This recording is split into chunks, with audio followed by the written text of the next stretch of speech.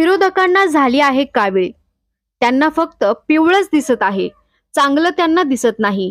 जनतेकडूनच त्यांना चांगली दृष्टी मिळावी यासाठी प्रार्थना केली पाहिजे. जे स्वतःच्या आमदारकीच्या 5 वर्षामध्ये साधे या तहसील कार्यालयाचे फर्निचरसाठी निधी आणू शकले नाही, त्यांनी न बोललेलंच बरे. मला निवडून दिल्यापासून आता मतदारसंघामध्ये रस्ते, प्रशासकीय इमारती, सगळ्यात महत्त्वाचा पिण्याचा पाण्याचा प्रश्न हा सुटला असल्याने त्यांच्याकडे आता बोलण्यासाठी काहीच नसल्याने ते सातत्याने अनावास्तव टीका करत आहे. त्यांना आता कावीळ झाली आहे. त्यांना फक्त पिवळेच दिसते अशी खरमरीत टीका आमदार आशुतोष काळे यांनी केली आहे. कोपरगाव तहसील येथे आज 30 सप्टेंबर रोजी आढावा बैठकीचे आयोजन करण्यात आले होते. यावेळी आमदार आशुतोष काळे हे बोलत होते. यावेळी तहसीलदार म्हणाले, कोपरगाव तालुक्यामधून एकूण 393 प्रकरणं समोर ठेवण्यात आलेली होती. त्यापैकी 195 पात्र प्रकरणांची मंजुरी या समितीच्या उपस्थितीमध्ये घेण्यात आलेली आहे आणि 201 प्रकरणांमध्ये काही डॉक्युमेंटची पूर्तता होणे बाकी आहे किंवा त्यांची काही चौकशीचे अहवाल येणं बाकी आहे. त्या प्रकरणांची आपण पुन्हा दुसऱ्या बैठकीमध्ये कागदपत्रांची पूर्तता करून ते प्रकरणं ठेवणार. धान्य हे शासकीय योजनांचं धान्य हे लाभार्थ्यांपर्यंत जायलाच पाहिजे ही शासनाची मानसिकता आहे आणि त्या दृष्टीने माझे 100% प्रयत्न असणार आहे. जे आरोप आहेत किंवा प्रत्यारोप आहेत, कोणी काय बोलावा हा त्याचा प्रत्येकाचा विषय आहे, परंतु आमच्याकडं जर कोणी सामान्य नागरिकांनी असा कोणी काळा बाजार करणारी कोणाची गाडी असेल किंवा कोणाचा ट्रक असेल किंवा कोणाचं वाहन असेल तर त्यांनी त्याच ठिकाणी उभा करून ठेवावं, आम्हाला इन्फॉर्म करावं, त्याला त्याच ठिकाणी आम्ही पंचनामा करून त्याच्यावर पूर्णपणे शासकीय नियमानुसार कारवाई करू. कोणाचीही या ठिकाणी गैर केली जाणार नाही.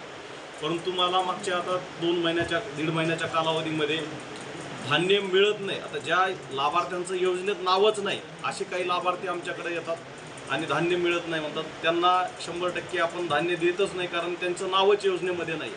परंतु राष्ट्रीय अन्न सुरक्षेच्या योजनेच्या मानकानुसार जेवढं आपल्याला टार्गेट होतं ते जवळपास 99% आपलं सॅच्युरेटेड आहे आणि जे काही लाभार्थी वाढीव लाभार्थी आपल्याकडं मंजूर करण्यासाठी टार्गेट आपल्याला प्राप्त होईल त्यामध्ये देखील लाभार्थ्यांना धान्य हे 100% आपण वितरित करण्याचा प्रयत्न करणार आहोत.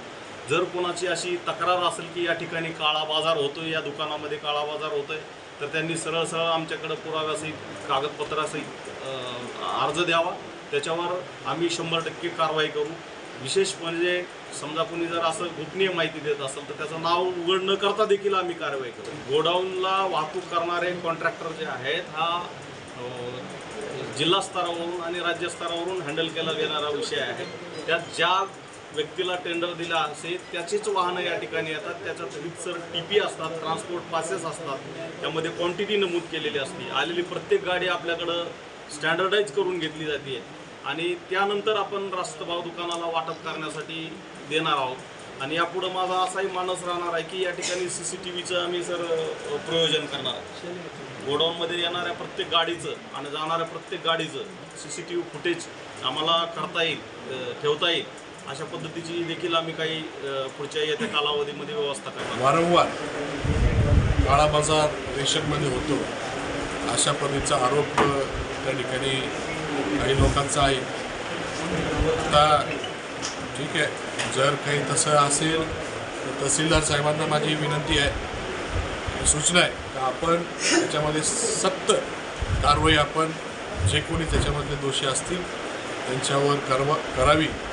कारण हे जे काही अवैध काही धंदे असतील याच्यामधून अनेक लोक त्या ठिकाणी मोठे झाले आणि यांनाही आश्रय काही लोकांचा आहे म्हणून त्यांची ताकद त्या ठिकाणी वाढत चालली. त्यांचं समाजामध्ये जे काही वावर आहे त्याच्यामध्ये कशा पद्धतीच्या गोष्टी होतात जे आपण सर्वांनी पाहिलं. जर आता कोणी याच्यामध्ये असेल त्यांच्यावर सक्त कारवाई करावी अशा पद्धतीची विनंती केली. तसेच रस्त्याचे काही केसेस असतील, जमिनीचे काही केसेस असतील, यांना लवकरात लवकर सुनावणी घेऊन त्यांना योग्य तो कायदेशीर निकाल आपण द्यावा. तसेच जे काही रेशन कार्ड बाबतीच्या अडचणी असतील,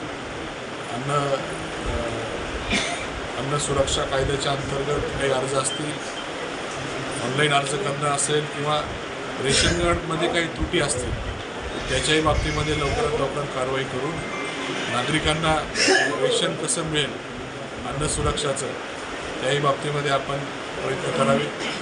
आता काय झालं आहे, बाकीचे कामं बोलायला काही राहिलेले नाही, म्हणून कुठेतरी काहीतरी आरोप करायचे आणि लोकांची दिशाभूल करायची असा प्रकार त्या ठिकाणी विरोधकांकडनं चालू आहे. वास्तविक पाहता ही जी काय आपण इमारत पाहताय, माजी आमदार अशोकरावजी काळेसाहेब त्यांनी त्यांच्या काळामध्ये करून आणली आणि याचं फर्निचर देखील 5 वर्ष ते करू शकले. ज्यावेळेस आपण सर्व नागरिकांनी मला 19ला निवडून दिलं त्याच्यानंतर या इमारतीचं फर्निचरसाठी मला निधी आणता आलं. 5 वर्षामध्ये जर मागच्या काळामध्ये आपण कामं केली असती तर असल्या फालतू गोष्टीमध्ये पडायची गरज नसती. तर काय तुम्हाला झाली कावीळ आणि तुम्हाला सगळं पिवळंच दिसतं, त्याच्यामुळं जे लोकांना दिसते ते तुम्हाला कधीच दिसणार नाही.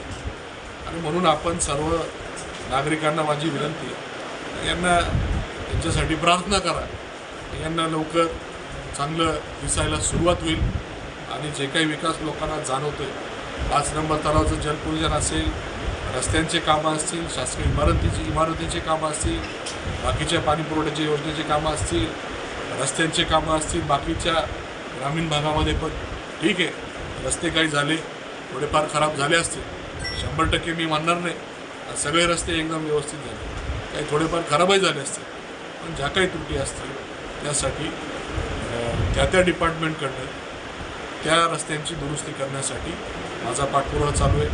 त्याला काही पर्यायी व्यवस्था करायची त्यासाठी माझे प्रयत्न चालू आहे. पण तुम्हाला जर काही दिसतच नाही तर तुम्ही असे आरोप करण्यापेक्षा जनतेने जे काही तुम्हाला दाखवलेलं आहे त्याच्यावर विश्वास ठेवा किंवा आपण सर्वांनी तेवढी काळजी घ्यावी एवढीच मी या ठिकाणी विनंती करतो. धन्यवाद. विपिन गायकवाड, महाराष्ट्र माझा न्यूज, कोपरगाव.